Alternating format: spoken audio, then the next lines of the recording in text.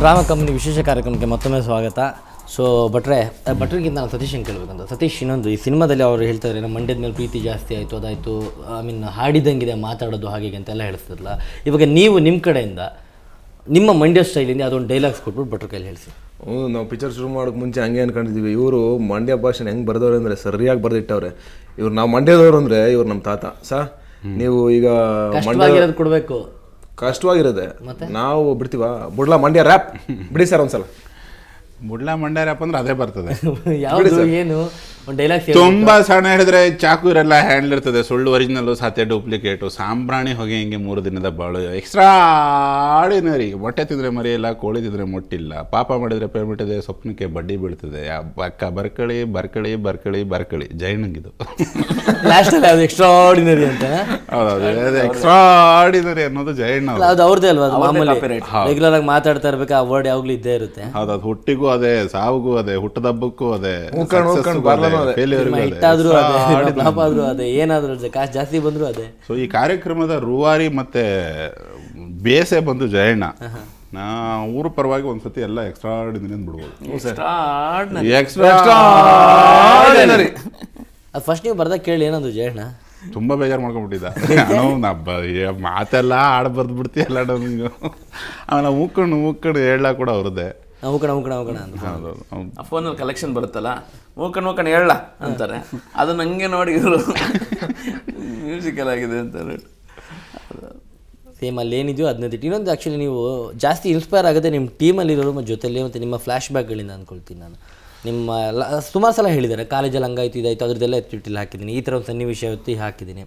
ಇವನ್ ಸತೀಶ್ ಅವಾಗಿಂದ ಇವ್ರ ಜೊತೆ ಇರೋದ್ರಿಂದ ಮಂಡ್ಯದೆಲ್ಲ ಒಂದು ಕೆಲವೊಂದೆಲ್ಲ ತಿಳ್ಕೊಂಡು ಹಿಡಿತಾರೆ, ಅದನ್ನ ಎತ್ಬಿಟ್ಟು ಈ ಸಿನಿಮಾದಲ್ಲಿ ಹಾಕಿದ್ದೀರಾ.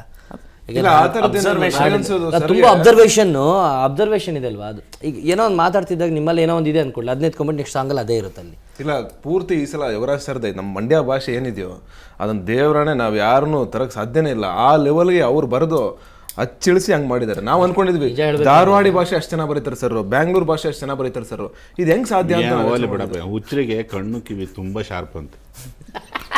ಏನು ಮಾಡ್ತಾರೆ ಅದಕ್ಕೆ ಹೆಚ್ಚಿಗೆ ಮಾತಾಡಕ್ಕಾಗಲ್ಲ. ಇನ್ನೊಂದು ಸಿನಿಮಾ ನೋಡಿದ್ಮೇಲೆ ಮಂಡ್ಯದವ್ರು ಸುಮಾರು ಜನ ಅಯ್ಯೋ ನಮ್ಮ ಭಾಷೆ ನಾವೇ ಮರ್ತ್ಬಿಟ್ಟಿದ್ವಲ್ಲಪ್ಪ ಅಂತ ಎಚ್ಚೆತ್ಕೊಂಡಿರ್ತಾರೆ. ಸುಮಾರು ಜನ ಮರ್ತ್ಬಿಟ್ಟಿರ್ತಾರೆ.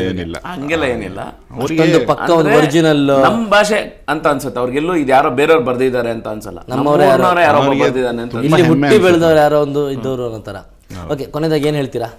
ನಾವು ಹೇಳ್ತೇವೆ ಕೊನೆದಾಗಿ ನಿಮ್ಗೆ ಅದಕ್ಕೆ ಕೊನೆಗೆ ಕೊಡ್ತೀನಿ ನಾನು. ಫಸ್ಟ್ ಅಲ್ಲಿಂದ ಸ್ಟಾರ್ಟ್ ಮಾಡೋಣ, ಲಾಸ್ಟ್ ನಿಮಗೆ ಕೊಟ್ಬಿಡ್ತೀನಿ. ಆಯ್ತು, ಓಕೆ. ಕೊನೆದಾಗಿದ್ದ ನೀವೇ ಒಪ್ಕೊಂಡ್ಬಿಟ್ರಿ. ಸರಿ, ಆಗ್ಬೋದು.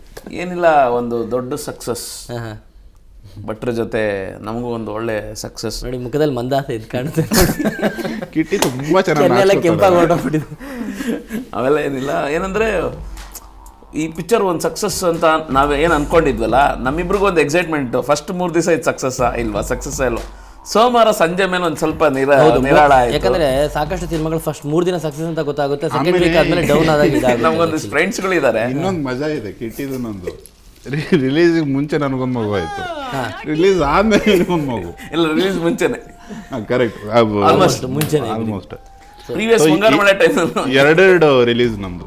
ಓಕೆ, ನೀವೇನು ಹೇಳ್ತೀರಾ ಕೊನೆಯದಾಗಿ ಹೇಳ್ಬಿಡಿ. ನಾವು ಕೊನೆಯದಾಗಿ ಹೇಳ್ಬೇಕು, ಇಷ್ಟೊತ್ತು ನಮ್ಮ ಕಾರ್ಯಕ್ರಮ ನೋಡಿದ್ದೀರಾ, ನಮ್ಮ ಸಿನಿಮಾ ಎಷ್ಟು ದೊಡ್ಡ ಸಕ್ಸಸ್ ಆಗಿದೆ, ನಾವೆಲ್ಲ ತುಂಬ ಖುಷಿಯಿಂದ ಇದ್ದೀವಿ. ನೀವು ಸಿನಿಮಾ ನೋಡಿದ್ರೆ ಅಷ್ಟೇ ಖುಷಿ ಪಡ್ತೀರಾ ಅಂತ ಹೇಳ್ತಾ ಈಗ ಇದೇ ಥರ ಕಾರ್ಯಕ್ರಮ ನೋಡ್ತಾ ಇರಿ.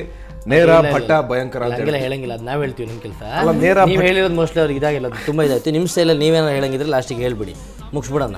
ನಾನು ತುಂಬ ಒಳ್ಳೆನಪ್ಪ, ನೀನೇ ಮುಗಿಸಿ. ಸಿನಿಮಾ ನೋಡಿದ್ಮೇಲೆ ನಿಮಗೂ ಅರ್ಥ ಆಗುತ್ತೆ. ಓಕೆ, ಇಷ್ಟೊಂದು ಕಾರ್ಯಕ್ರಮ ನೋಡಿದ್ರೆ ಎಂಜಾಯ್ ಮಾಡೋದು ಅಂದ್ಕೊಳ್ತೀನಿ. ಅವ್ರು ಹೇಳಿದ್ದೆಲ್ಲ ಸೀರಿಯಸ್ ಆಗಿ ತೊಗೊಳಕ್ಕೆ ಹೋಗ್ಬೇಡಿ.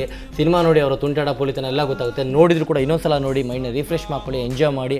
ಡ್ರಾಮಾ ಕಂಪ್ನಿ ನಿಮಗೆ ಇಷ್ಟ ಆಯಿತು ಅಂತ ಭಾವಿಸ್ತಾ ಈ ವಿಶೇಷ ಕಾರ್ಯಕ್ರಮಗಳಿಗೆ ಮುಗಿಸ್ತಾ ಇದ್ದೀವಿ. ನೇರ ದಿಟ್ಟ ನಿರಂತರ ಸುದ್ದಿಗಾಗಿ ನೋಡ್ತಾ ಇರಿ ಸುವರ್ಣ ನ್ಯೂಸ್.